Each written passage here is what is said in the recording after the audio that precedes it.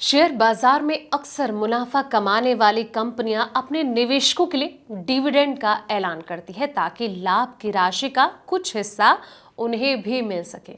इसी क्रम में अब अमेरिकी राष्ट्रपति डोनाल्ड ट्रंप ने भी ज्यादातर अमेरिकियों के लिए $2000 का भुगतान करने का ऐलान कर दिया है। नमस्कार, मैं हूं आपके साथ संध्या बिष्ट और आप देख रहे हैं द इकोनॉमिक टाइम्स इंडिया। उन्होंने इसे अपनी टैरिफ पॉलिसी से जुड़ा डिविडेंड बताया है। ट्रंप ने रविवार को सोशल पर एक पोस्ट में लिखा कि सभी को हाई इनकम वालों को छोड़कर कम से कम $2000 प्रति व्यक्ति का डिविडेंड दिया जाएगा। हालांकि ट्रंप ने यह भी बताया कि डिविडेंड का भुगतान जो है वो कब तक किया जाना है और हाई इनकम वाली कैटेगरी में किसे मानी जाएगी।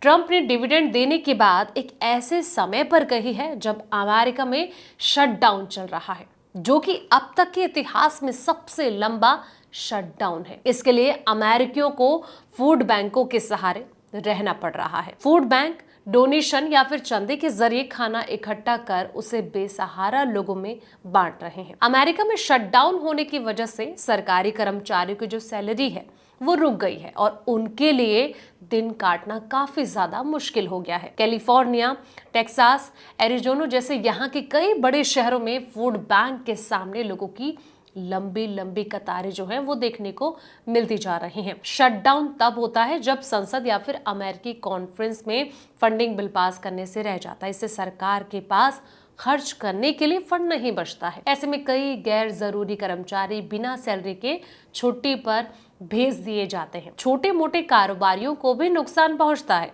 कामकाज ठप रहने से इकोनॉमी पर भी इसका बुरा असर देखने को मिलता है। इस दौरान अपनी टैरिफ पॉलिसी का बचाव करते हुए डोनाल्ड ट्रंप ने कहा कि जो लोग टैरिफ के खिलाफ हैं वे मूर्ख हैं।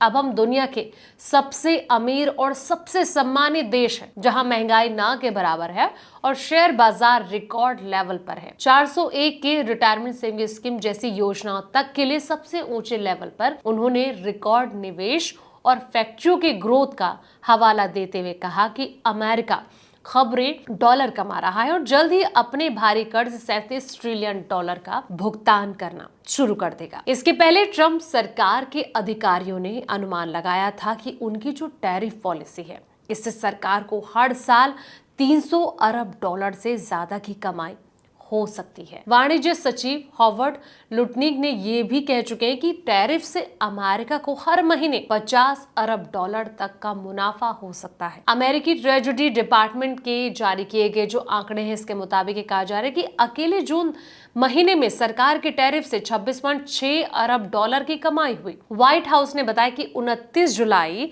2025 तक टैरिफ से $150 अरब से ज्यादा की कमाई हुई है। टैरिफ उस टैक्स को कहा जाता है जो कि विदेशी कंपनियों के सामानों पर लगाया जाता है।